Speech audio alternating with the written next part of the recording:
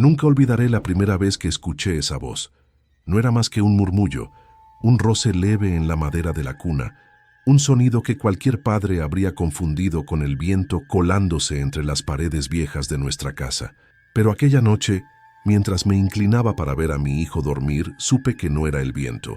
Su pecho apenas se movía, su boca estaba cerrada, y aún así alguien dentro de su habitación hablaba en un susurro tan bajo que me obligó a contener la respiración para escucharlo. No entendí las palabras, pero entendí perfectamente que no venían de un niño. Al principio pensé que mi mente me engañaba. Pasábamos por tiempos difíciles, y las noches en nuestro pequeño pueblo eran tan silenciosas que a veces uno imaginaba cosas para escapar del vacío. Pero cuando la voz volvió a sonar, más clara y más cerca, algo en mí se quebró. Mi hijo abrió los ojos sin mover el resto del cuerpo. No buscó mi rostro. Miró el rincón más oscuro de la habitación, como si desde allí alguien le hubiera llamado por su nombre. Me quedé parado, incapaz de acercarme o retroceder. El silencio posterior fue tan absoluto que me dolieron los oídos, y entonces, con una calma que no pertenecía a ningún niño que yo hubiera conocido, escuché cómo mi hijo repetía un sonido gutural, una imitación imperfecta de la voz que lo había despertado. Mi corazón golpeó tan fuerte que pensé que iba a derrumbarme ahí mismo. Quise convencerme de que era solo un mal sueño, una coincidencia, un miedo absurdo, pero cuando lo oí hablar de nuevo, sin mover los labios, supe que ya era demasiado tarde para negarlo. Esa voz había aprendido a vivir dentro de él y estaba llamándome a mí. Nunca quise aceptar lo que estaba ocurriendo dentro de mi propia casa. Pasé semanas intentando convencerme de que mi hijo solo estaba atravesando un mal sueño, que aquella voz que escuché la primera noche era producto del cansancio o de mi imaginación agotada por el trabajo y las noches frías que parecían nunca acabar. Pero había algo en su mirada que no podía ignorar. Era como si detrás de sus ojos hubiera alguien más, alguien que lo observaba todo desde un rincón oculto de su mente. Cada día encontraba nuevas señales, pequeños gestos que antes eran inocentes y ahora parecían ensayados por una presencia que entendía más del mundo que un niño de su edad. Sus silencios se volvieron más largos, sus risas más huecas, sus despertares más bruscos, y yo, como padre, sentía que cuanto más intentaba acercarme a él, más lejos estaba llegando esa cosa que había aprendido a hablar desde dentro de su cuerpo. Era una distancia invisible, pero tan real como cualquier amenaza física. Lo que voy a contar no es para los débiles. No es un relato para quien busca consuelo o respuestas fáciles. Esta es la historia de cómo perdí a mi hijo sin que su cuerpo dejara de respirar, de cómo descubrí que existen voces que no necesitan aire para hablar, y de cómo esa presencia me obligó a enfrentar el terror más íntimo que un padre puede conocer. Antes de continuar, te pido que comentes, te suscribas y le des like, porque lo que sigue podría ser la única advertencia que alguien reciba a tiempo. Nadie está preparado para escuchar a su hijo hablar con la voz de otro ser. Todo comenzó en un pueblo pequeño del interior, en las afueras de Nogales, Sonora, donde la oscuridad parecía llegar siempre más temprano que el sol. Allí fue donde mi hijo dejó de ser solo mío. Allí fue donde la voz despertó. La madrugada en que todo realmente comenzó, la casa entera parecía estar conteniendo la respiración. Era una de esas noches en las que el aire se vuelve tan pesado que ni las vigas de madera se atreven a crujir, como si la oscuridad misma necesitara silencio para escuchar mejor. Me desperté de golpe, no por un ruido, sino por la sensación de estar siendo observado.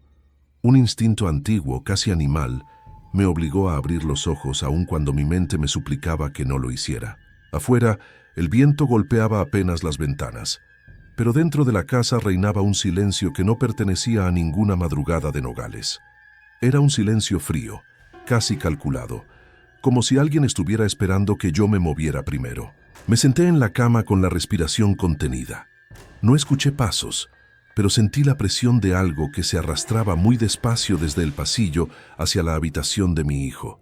No era un sonido físico, era la sensación íntima de que un pensamiento ajeno cruzaba por mi mente. como si una idea que no era mía intentara disfrazarse con mi propia voz. Me levanté sin encender la lámpara y caminé hacia su cuarto. Cada paso retumbaba dentro de mí con una mezcla de miedo y necesidad. No era valentía lo que me empujaba, sino la obligación desesperada de un padre que teme que alguien más esté llamando a su hijo en medio de la noche. Cuando empujé la puerta, mi hijo estaba sentado en la cuna, completamente despierto, mirando la esquina donde la pared se hundía ligeramente debido a la humedad. No parpadeaba, no se movía. Sus manitas estaban agarradas a la manta, pero no con fuerza. Simplemente descansaban allí como si no las estuviera usando realmente. Tardé unos segundos en darme cuenta de que no había hecho ningún sonido al sentarse. El colchón no había crujido, la manta no se había movido, nada. Era como si hubiera pasado de estar acostado a estar erguido sin la menor transición, sin el menor esfuerzo humano. Y entonces lo escuché. Un susurro tan tenue que apenas podía distinguir si venía del cuarto o de mi propio pecho. No supe de inmediato qué palabras estaba diciendo aquella voz, pero sí supe que mi hijo no estaba hablándolas.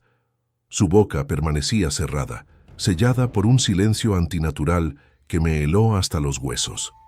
La voz provenía de algún punto impreciso entre la cuna y la pared, un rincón donde la sombra era demasiado espesa, incluso para la luz de luna que entraba por la ventana. Avancé un paso, y justo cuando mi pie tocó la madera, el susurro se interrumpió.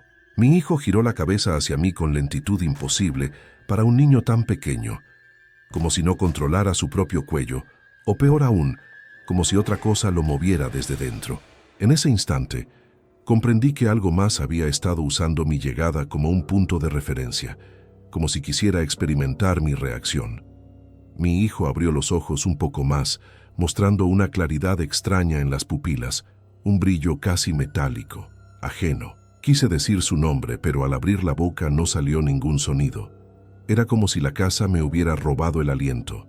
O quizá no fue la casa. Quizá fue la cosa que estaba al lado de mi hijo, escuchando, midiendo, imitando la respiración humana sin necesitarla.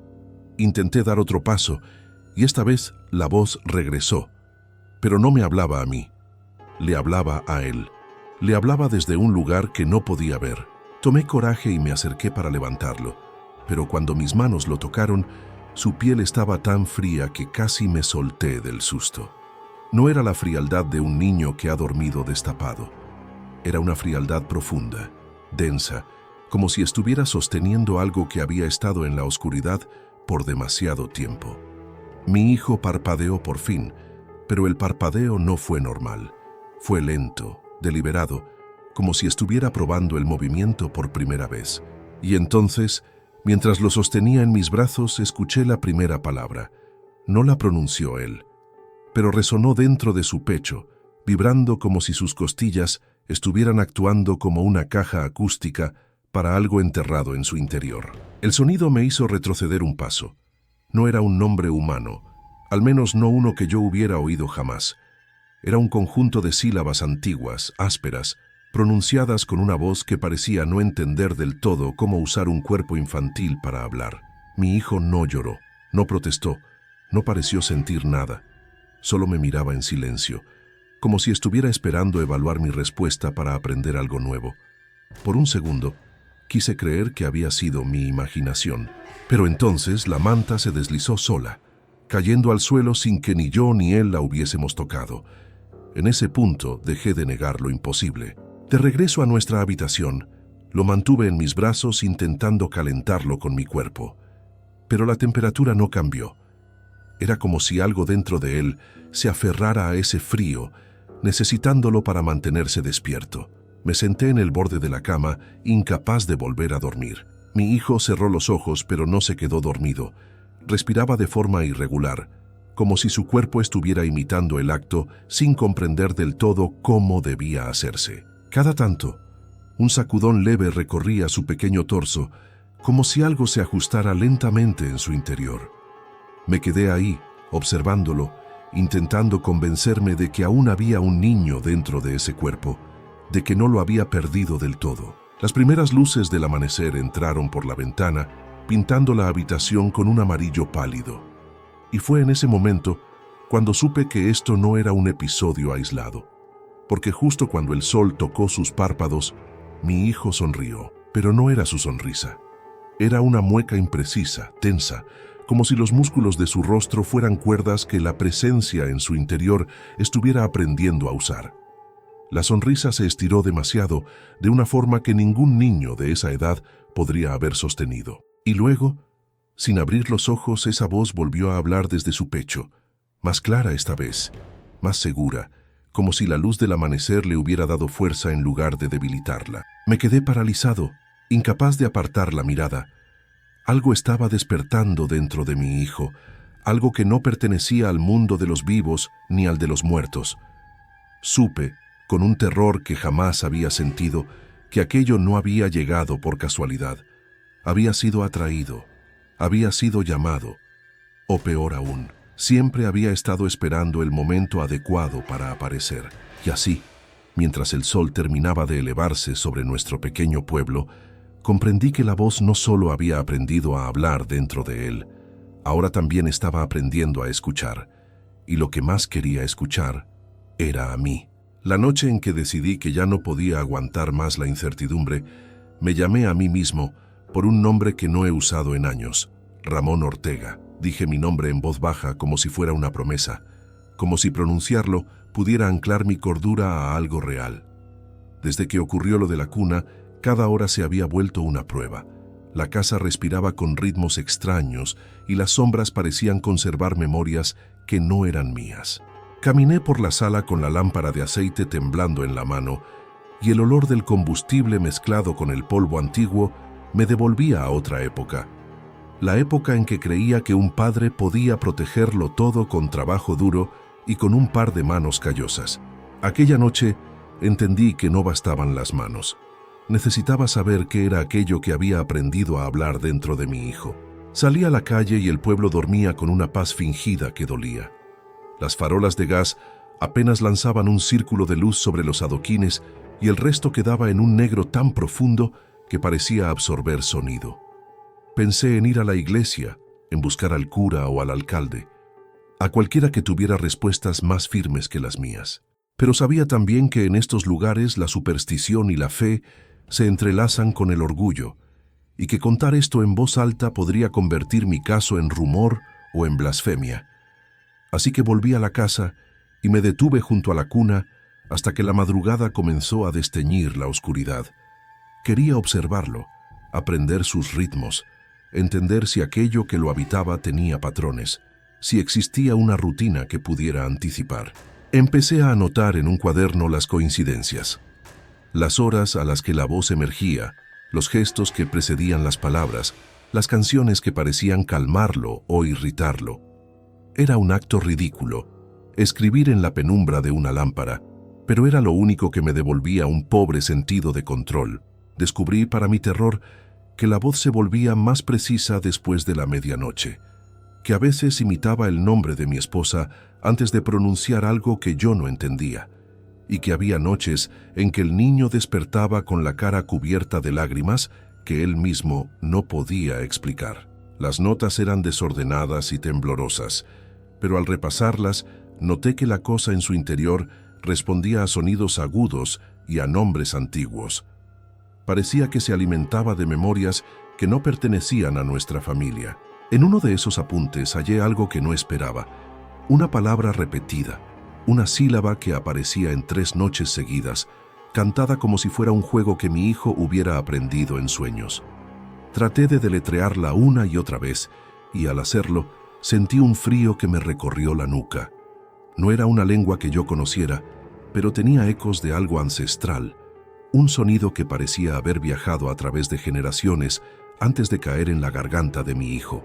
Decidí que necesitaba ayuda, pero no la ayuda de hombres que me dirían que todo era estrés o histeria. Necesitaba a alguien que conociera las palabras que estas presencias usan para atarse a los vivos. Recordé a doña Isabel, la curandera que vivía a las afueras del pueblo, una mujer de manos callosas y ojos como cuentas que la gente consultaba en secreto. Ir a verla fue humillante. Me sentí ridículo explicando que mi hijo hablaba con una voz que no era suya, pero su rostro no mostró sorpresa, más bien un entendimiento práctico que me dejó helado. Me dijo que aquello no era nuevo, que las voces a veces atraviesan las generaciones y buscan cuerpos que permitan su canto. Me habló de rituales antiguos para distraer a un espíritu, de agua, de sal, de símbolos dibujados con carbón, de canciones que funcionan como puente y otras que queman el aire donde la voz habita. Tomó mi cuaderno, leyó mis notas con calma y al final me entregó una bolsita de tela pequeña. «Esto no sustituye la fe», murmuró, «pero puede ganar tiempo». Sentí un alivio mezclado con vergüenza por depender de trucos que mi educación y mi orgullo despreciaban, pero habría probado cualquier cosa. De regreso a casa, implementé lo que doña Isabel me indicó con la desesperación de quien improvisa en un combate. Coloqué la bolsita bajo la almohada del niño, espolvoreé una línea de sal en la puerta de su cuarto y pronuncié canciones que no pertenecían a mi infancia, pero que la curandera me había enseñado. Al principio nada cambió. Mi hijo respiró como siempre. Sus manos estuvieron tibias, su frente no mostró fiebre. Pensé que había gastado otra esperanza en la noche. Sin embargo, justo antes del amanecer la voz se manifestó de forma distinta. Fue un murmullo que articuló algo que sonó como una pregunta. No preguntó por mí, ni por su madre. Preguntó por un nombre largo y polvoriento que resonó como una cuerda antigua frotada contra piedra. Aquella pregunta me obligó a buscar más lejos. Empecé a revisar viejos documentos en la biblioteca municipal hasta que encontré menciones a una familia que, a principios del siglo anterior, había vivido cerca de nuestro pueblo. Sus registros hablaban de pérdidas inexplicables y de niños que morían en mitad del sueño. Los años pasaban, las fechas se desvanecían, pero los patrones eran inquietantes. La misma sílaba que mi hijo murmuraba aparecía en las notas de los registros como parte de un apellido o de una palabra ceremonial. Sentí que mi caso no era una aberración única, sino un punto más en una red de historias que cruzaban la región desde tiempos en que las casas todavía olían a madera recién cortada. Con esa nueva pista, la determinación se convirtió en algo más que miedo. Fue rabia y necesidad de actuar. Reuní a mi esposa en voz baja y le conté lo que había descubierto. Ella me miró con ojos hinchados de tristeza, pero con la misma resolución que veía en el espejo cada mañana. No permitiría que aquello le robara la infancia a nuestro hijo sin pelear. Decidimos en secreto que mantendríamos vigilias más largas, que alternaríamos los turnos para dormir junto a la cuna, que no dejaríamos que el niño quedara solo en la penumbra. Fue un acuerdo simple, humano en su desesperación, pero de alguna manera insuficiente ante algo que parecía conocer los rincones más ocultos de nuestra historia. Pasaron días en los que el pueblo observaba con la indiferencia típica de los lugares pequeños, donde la vida de los demás rara vez altera la rutina colectiva. Hice preguntas discretas a vecinos ancianos, recogí refranes, trozos de canciones olvidadas y comencé a notar que la voz se alimentaba de cierto tipo de memoria. No de la memoria viva, sino de la memoria que se guarda en objetos viejos, en nombres que nadie ha pronunciado en décadas. Empecé a envolver el mobiliario en telas limpias por las noches, a quemar en la chimenea papeles viejos que contenían esos nombres, con la esperanza de que al destruir vestigios, cortaríamos la fuente que alimentaba la presencia. Fue un acto que sentí villano y sagrado a la vez. Una tarde, mientras lavaba la ropa del niño a mano en el patio, vi al vecino más joven observándome con una mezcla de pena y curiosidad. No podía confesarle lo que mi hijo murmuraba, pero de alguna manera su mirada me recordó que no estaba solo en mi miedo. La comunidad, aunque distante, era un tejido que podía romperse o sostenerse, y en mi caso aún no sabía cuál opción sería la que nos salvaría. Cerré los ojos un momento y escuché en la lejanía el repique de una campana de la iglesia. Su sonido me pareció entonces una promesa amarilla, como la primera luz del día, una promesa de que, tal vez, si persistíamos, podríamos forzar a la voz a retroceder. Esa noche, antes de acostarme, puse mi mano sobre el pecho de mi niño y sentí, por primera vez desde que todo comenzó, un leve temblor de ser humano debajo del frío. Fue un latido que no era poderoso, pero era persistente, una señal de que había una resistencia dentro de ese cuerpo que aún me pertenecía. Prometí en silencio que no me rendiría, que usaría la historia, la fe, la rabia y la ciencia que pudiera conseguir para recuperar a mi hijo. No sabía si la promesa bastaría, pero supe que dejar de prometer sería rendirme por completo. Y había cosas que, como padre, no tendría valor de aceptar jamás. El tercer ciclo de noches marcó el comienzo de algo que ni yo ni mi esposa, ni siquiera doña Isabel habíamos previsto. Hasta entonces, la voz dentro de mi hijo era una intrusa que se manifestaba a través de él, utilizando su cuerpo como una caja de resonancia imperfecta. Pero esa semana algo cambió. Dejó de ser una presencia esporádica y empezó a comportarse como un residente. Lo noté cuando mi hijo, en medio de la tarde, dejó caer su juguete de madera y lo observó como si fuera un objeto desconocido, como si necesitara aprender nuevamente cómo debía reaccionar un niño ante una caída. Fue una mirada demasiado larga, demasiado analítica, demasiado consciente. Aún no hablaba, pero su silencio ya no pertenecía a la infancia, pertenecía al visitante oculto.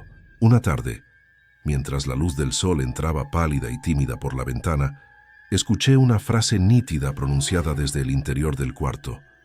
Al principio creí que era mi esposa cantando alguna de las melodías antiguas que doña Isabel nos enseñó, pero cuando me acerqué, noté que ella estaba en la cocina.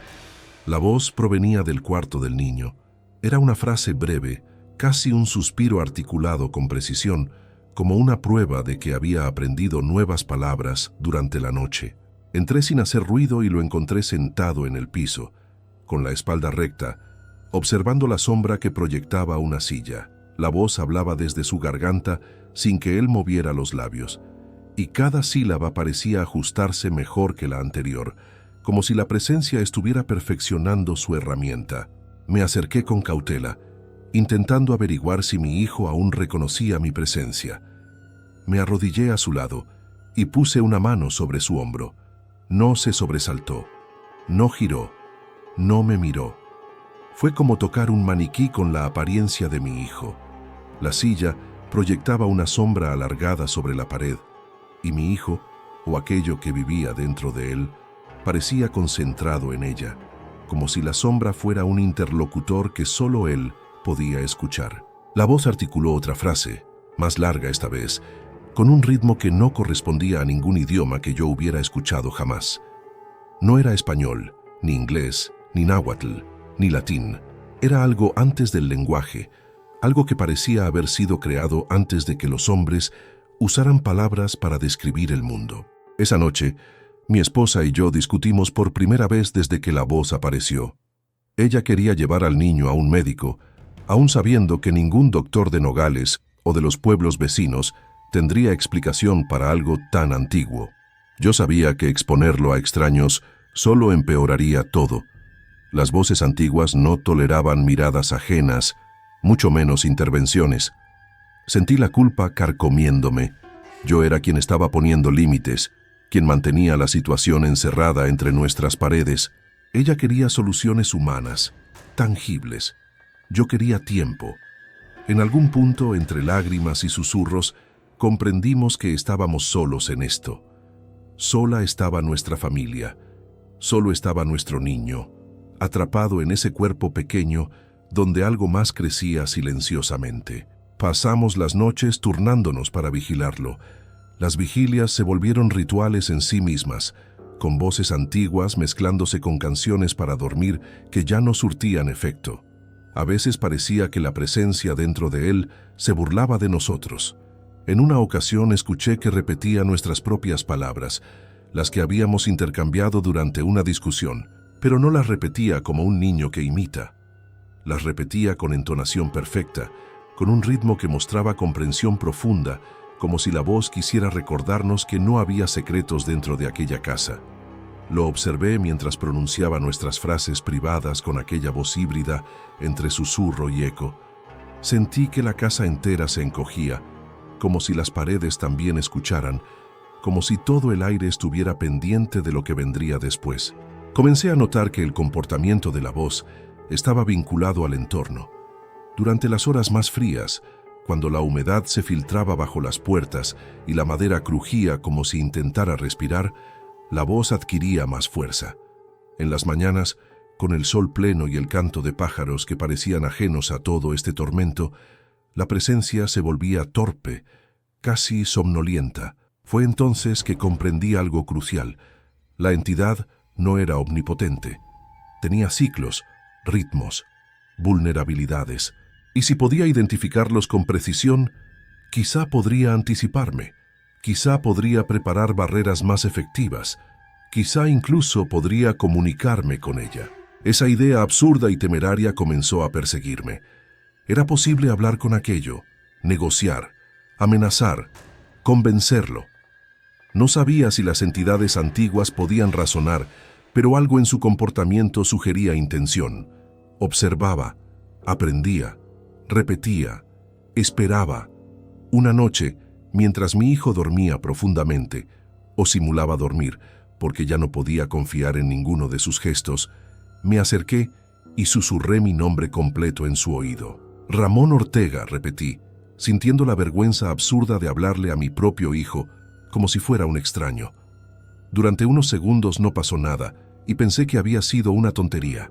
Pero entonces, su respiración cambió. Fue sutil, apenas un desplazamiento de aire, pero suficiente para que el corazón se me detuviera por un instante.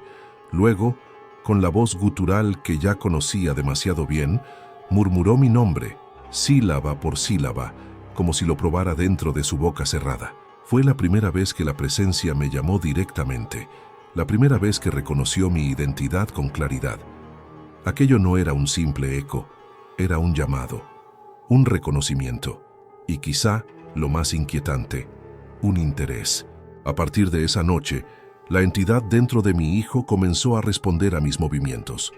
Si caminaba hacia la puerta, su respiración se aceleraba. Si me inclinaba para tocar su frente, la voz murmuraba palabras que no podía entender. Y cuando intentaba rezar, no importaba cuán bajo fuera el susurro, el niño abría los ojos lentamente, como si la presencia hubiera estado escuchando cada palabra desde antes de que la pronunciara. Fue ahí cuando comprendí que la batalla no era entre la entidad y mi hijo. Era entre la entidad y yo. Mi hijo era el campo de batalla. Buscando alguna herramienta más fuerte que sal y canciones antiguas, recurrí a los archivos de la iglesia. El padre Mateo no entendía completamente lo que buscaba, pero sabía lo suficiente como para no hacer preguntas. Me permitió revisar los libros más viejos, aquellos con cubiertas gastadas y letras que se desvanecían bajo el polvo. Encontré relatos de niños que hablaban con voces ajenas, testimonios de padres que describían sombras que imitaban la forma de sus hijos, y lo más perturbador, menciones vagas de un nombre que se repetía en varias regiones. No era un nombre humano. Era la misma sílaba áspera que mi hijo pronunciaba en susurros desde la cuna. Volví a casa con un temor nuevo, la certeza de que no éramos la primera familia en enfrentarse a esa presencia y que ninguna de las historias que encontré describía un final feliz. Al llegar, lo encontré sentado en el centro de la habitación, completamente despierto, aunque mi esposa juraba que lo había dejado dormido minutos antes. Cuando me vio, sus ojos, o los ojos de aquello que lo habitaba, me siguieron con una claridad que jamás olvidaré. No eran los ojos de un niño, eran los ojos de algo que por fin había decidido que ya era tiempo de hablarme directamente. Y lo hizo. La voz salió de su pecho como un viento antiguo atravesando una caverna. Pronunció mi nombre otra vez, pero esta vez lo acompañó de una frase corta, incomprensible y sin embargo destinada a mí. Sentí un escalofrío que me cortó la respiración. No reconocí las palabras, pero reconocí la intención. Era un aviso, una advertencia, un comienzo. Fue en ese preciso momento, con mi hijo temblando ligeramente y la voz resonando como si se arrastrara por dentro de sus huesos, que comprendí que la entidad no estaba aprendiendo a hablar. Ya sabía hablar. Lo que estaba aprendiendo ahora era a negociar. La voz había aprendido a negociar, pero yo aún no sabía hablar su idioma. Cada noche que pasaba a su lado, mientras mi hijo dormía con aquel frío que ya conocía como propio, trataba de ordenar palabras humanas que pudieran bastar para ponerle un límite. Intenté amenazas. Recité pasajes que recordaba de la Biblia con la garganta seca, como quien arroja piedras al mar esperando que alguna golpee. La respuesta siempre venía en forma de murmullo desde el pecho de mi hijo, no para contradecir, sino para calibrar, medir mis fuerzas, tantear mi orgullo, buscar en mis reacciones la manera más efectiva de arrancar lo que necesitaba. No era un ser precipitado, era paciente. Tenía tiempo porque mi hijo tenía vida, y usaba esa vida como moneda. Una madrugada, la voz habló con claridad suficiente para que entendiera algo más que la intención. Pronunció una sola palabra que parecía tallada en madera vieja.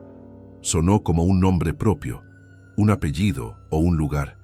La repetí en mi cabeza una y otra vez, hasta que perdí la noción del sentido, hasta que la palabra empezó a funcionar como un latido que marcaba la habitación. Al pronunciarla en voz alta, sentí algo estremecerse en el aire, como si la casa hubiese reconocido el sonido y se lo hubiera agradecido.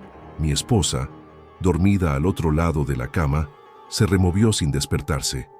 Pero yo supe en ese instante que esa palabra era una llave. Si sabía que abría, quizá encontraría cómo cerrarlo de nuevo. Empecé a buscar el origen de ese nombre en archivos, en testimonios, en las viejas paredes del pueblo que guardan historias en forma de manchas y decrépitas fechas. Hablé con ancianos que no querían hablar, con mujeres que cambiaban la conversación cuando aparecía la pregunta, con 2 o 3 vecinos que me ofrecieron historias en voz baja a cambio de tabaco. Uno de ellos, un herrero jubilado que vivía al final de la calle principal, me habló de casas que se quedan con un olor a humedad eterna, de crianzas que aprenden a cantar sin aire y de una familia cuyo apellido se repetía en velorios antiguos. Me llevó hasta la biblioteca municipal, un cuarto pequeño con más polvo que libros, y me señaló un tomo que hablaba de familias que habían desaparecido en la región. En el margen de una página, con tinta corrida por la humedad, estaba esa sílaba que mi hijo había pronunciado. Al verla escrita allí, entendí que no era solo un nombre, era una marca que atravesaba generaciones. Con la marca vino la historia, un relato sobre una casa en ruinas a pocas leguas de nuestro pueblo, donde una familia practicó rituales para guardar voces, un eufemismo que el herrero pronunció como quien dice cosas que no deberían repetirse. Las notas eran escuetas y la escritura temblorosa. Hablaban de niños que escuchaban cosas dentro de sus oídos, de mujeres que perdían la memoria al despertar y de hombres que encontraron sus herramientas oxidadas por dentro como si el tiempo se hubiera vuelto ácido. No era una explicación moderna ni científica, era folclore tejido con miedo, y sin embargo, cada palabra hacía eco con lo que había en mi casa. Si la voz que habitaba a mi hijo era producto de ese lugar, entonces acercarme a esa casa podría mostrarme la huella donde empezó todo. Fue una decisión que no tomé a la ligera. Debía enfrentar la fuente o resignarme a mirar cómo algo devoraba la infancia de mi hijo. Esa noche convencí a mi esposa. Le hablé en susurros mostrándole la página, recitándole las líneas que describían la casa en ruinas y cómo la gente del pueblo la evitaba.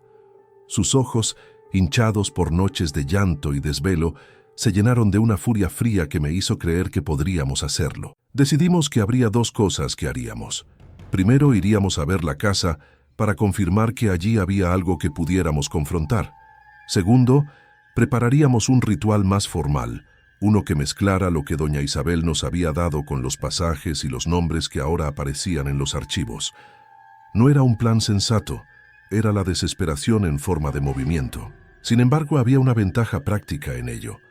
La acción nos daba la ilusión de control, y en noches tan largas, la ilusión de control es a veces el único sostén humano que queda. Llegamos a la casa al atardecer, cuando la luz comprime los colores y todo parece más viejo. Se alzaba entre árboles muertos, con el tejado hundiéndose como si respirara por la chimenea cada vez menos. La puerta estaba entreabierta, como si alguien la hubiera dejado así por descuido o por invitación. Al entrar el aire cambió. No era frío solamente, sino denso, con un pliegue de sonido que amortiguaba los pasos. Había marcas en la pared, símbolos dibujados con carbón que recordaban las anotaciones en mi cuaderno, y en el centro de una habitación, un círculo pintado con polvo oscuro donde las plantas no crecían. Olía a cera vieja y a metal. En el suelo encontré restos de telas y juguetes rotos, pequeños testigos de vidas que habían estado allí antes que nosotros. Fue fácil imaginar que la casa había acumulado voces como quien acumula muebles. Y en un punto, la imagen se convirtió en certeza. Este era uno de los lugares donde la voz había aprendido a elegir. No pretendimos hacer un exorcismo improvisado en aquella casa. No sabíamos cómo hacerlo sin provocar algo peor. En su lugar, tomamos fotos de las marcas, rasgamos pequeños trozos de los símbolos para llevarlos a doña Isabel y recogimos con guantes lo que parecían ser restos de ritual. Una cuerda, una campanilla y una hoja con un nombre repetido hasta el cansancio. Al salir, la puerta se cerró sola detrás de nosotros con un golpe seco que hizo vibrar mis dientes.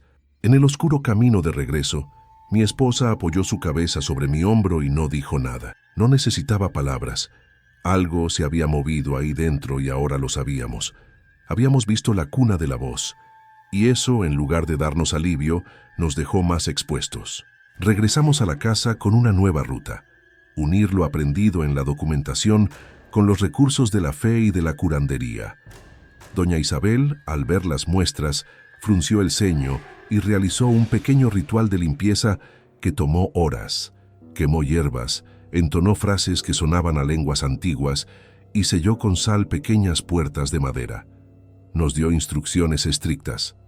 «No miren a los ojos cuando hable», dijo, «porque la voz toma forma en su reflejo». También nos dijo algo que me heló más que cualquier comentario anterior. Si la voz pide algo, será algo que los obligue a elegir. ¿Elegir qué?, pregunté en la penumbra.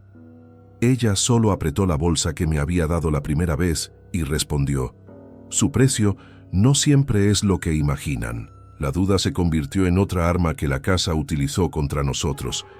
Ya no bastaba con fuerza o rituales. Debía existir claridad en el deseo de proteger a nuestro hijo sin ceder a la urgencia de hacer tratos con lo que lo habitaba. Las noches posteriores fueron una mezcla de vigilancia extrema y pequeñas victorias. Pude, por primera vez, interrumpir la voz durante unos instantes con campanas y sal, y el niño volvió a respirar con un ritmo más humano. Pero esas pausas fueron breves y costosas. La presencia comenzó a manifestarse con imágenes en los sueños de mi esposa, escenas de una familia sentada en torno a una mesa, todos mirándonos con acusadora calma. En esos sueños, la voz no usaba palabras, usaba gestos que sugerían acuerdos. «Danos esto y te damos aquello», parecía ser la lógica. No dormíamos. Las velas se agotaban. Los pocos vecinos que supieron algo nos miraban con una mezcla de lástima y sospecha, como si fuéramos los responsables por desatar aquello de nuevo. Y en mi corazón crecía una certeza terrible. El enfrentamiento vendría con un precio, y el precio no sería negociado en público, sino en el silencio de la cuna. Una noche, cuando la luna estaba alta y redonda como una moneda, escuché la voz pronunciar otra vez mi nombre. Esta vez la entonación no fue de advertencia ni de observación, fue una petición. No pedía escapar, pedía compañía. Quería que yo entendiera que, si le daba un fragmento de mi vida, un recuerdo, una promesa, una parte que me perteneciera, quizá dejaría en paz el cuerpo de mi hijo. La propuesta era tan cruel en su simplicidad que casi me arrancó la confesión de rodillas. ¿Qué parte de mí daría para recuperar el rostro de mi hijo cuando ríe sin sombras?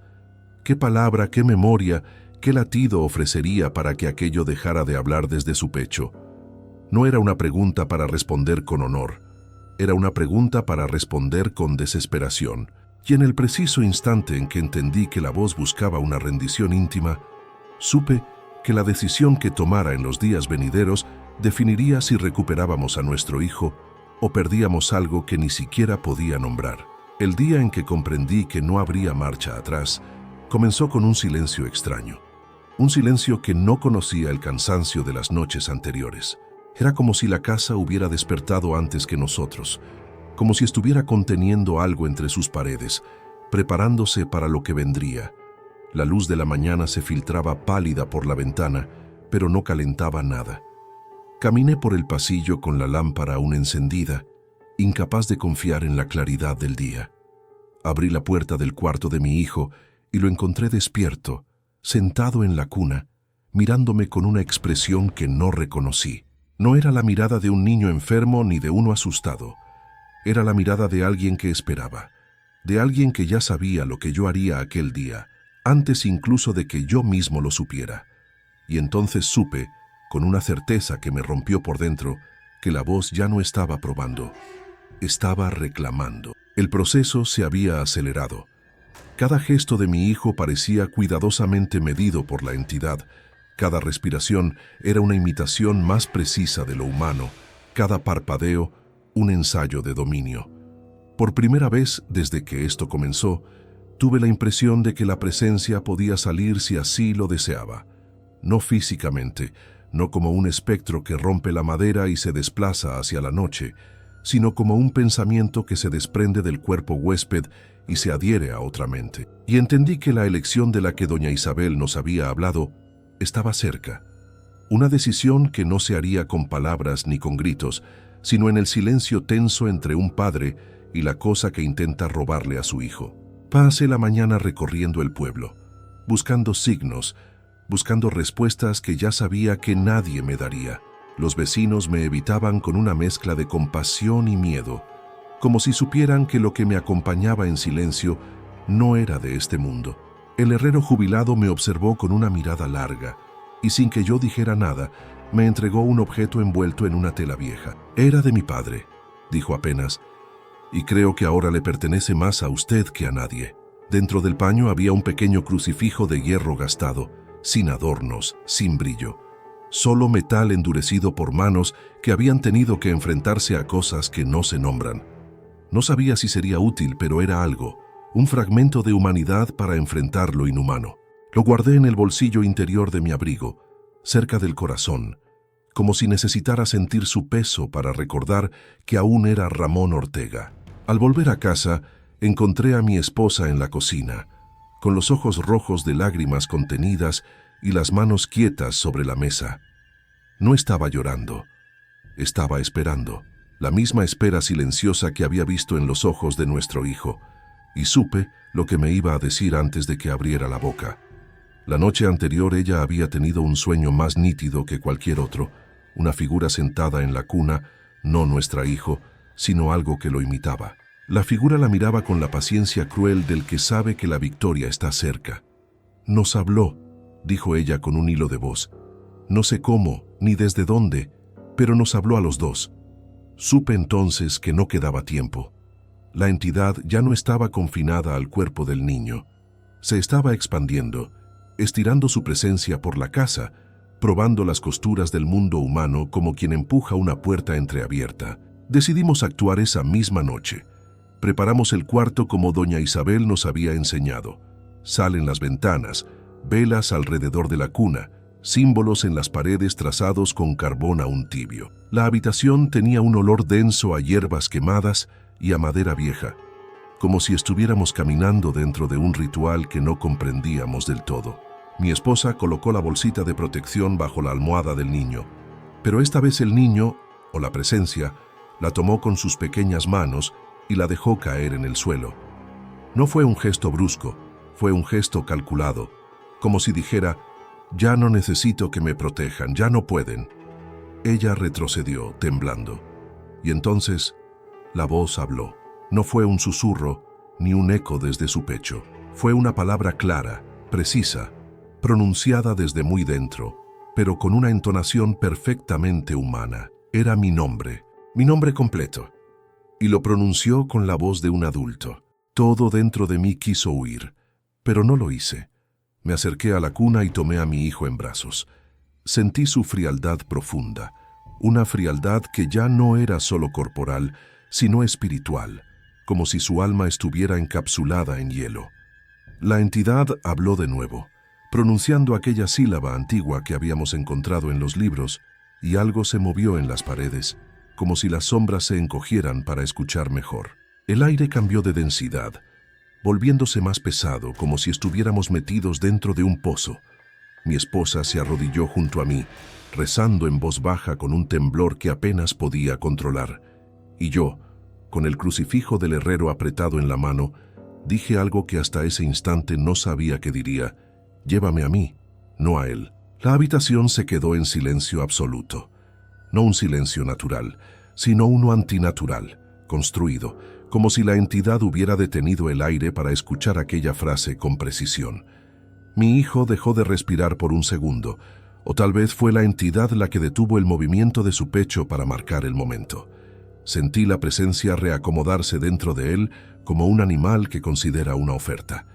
Y entonces ocurrió algo que nunca olvidaré por más años que viva. Mi hijo sonrió, pero no era la sonrisa forzada de antes. Era una sonrisa perfecta, humana, como la que había tenido cuando era un bebé recién nacido. Y con esa sonrisa vino la respuesta de la entidad, no en palabras, sino en la sensación profunda, casi dolorosa, de que había aceptado mi oferta. No tomaría a mi hijo, me tomaría a mí. No pude moverme.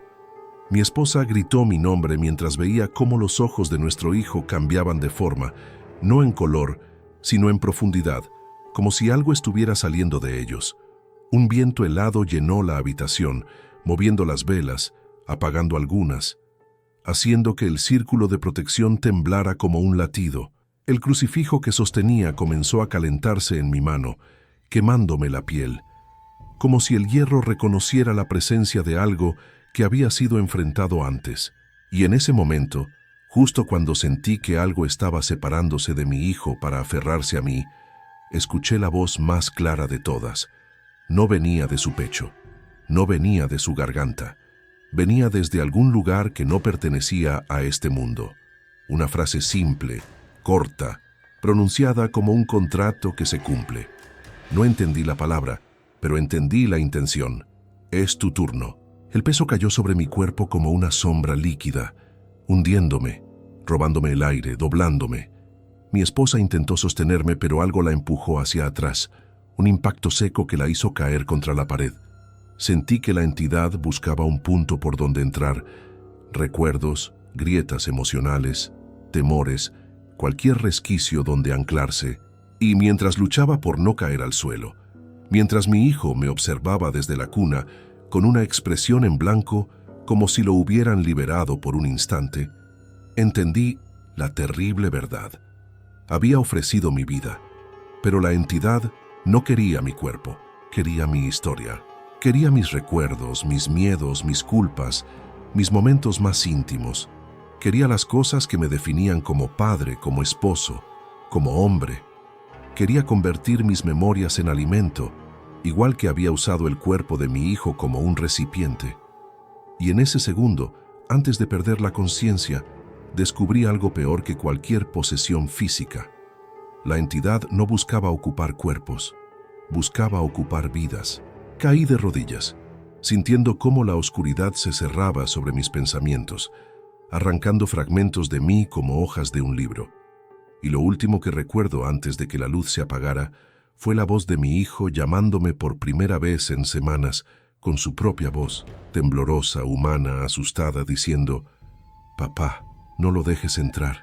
Y yo, ya medio perdido, ya medio vacío, supe que jamás había sido una negociación. Era una sentencia. Cuando desperté, la casa estaba en silencio. No el silencio pesado que había sentido durante semanas, sino uno distinto, hueco, como si algo hubiese sido arrancado de su interior. Mi esposa lloraba en un rincón, temblando, repitiendo mi nombre. Mi hijo estaba en sus brazos, dormido, respirando al fin con un ritmo humano, tibio, débil, pero suyo. Yo, en cambio, me sentía incompleto, como si partes enteras de mi mente se hubieran quedado en algún lugar que no lograba recordar. No sabía cuánto de mí había sido tomado, ni qué parte de mi historia había sido sacrificada para salvarlo. Solo sabía que la entidad se había marchado satisfecha. Intenté levantarme, pero mis piernas apenas respondieron. No reconocía los rostros de ciertas personas en mis propios recuerdos. Imágenes enteras estaban rotas, nombres perdidos, aromas olvidados. La vida seguía allí, pero era una vida con huecos, huecos que no se llenaban. Mi esposa me abrazó con fuerza, consciente de que yo ya no era el hombre que había entrado en esa habitación la noche anterior, y aún así me sostuvo. Me sostuvo como se sostiene a alguien que ha vuelto de un lugar del que nadie regresa del todo. Desde entonces, cada noche antes de dormir, escucho el silencio con cautela. No porque tema por mi hijo, sino porque temo escuchar en mi propia mente una voz que no debería estar ahí. Una voz que aprendió demasiado bien quién soy y que podría, en cualquier momento, pedirme que pague el resto del precio.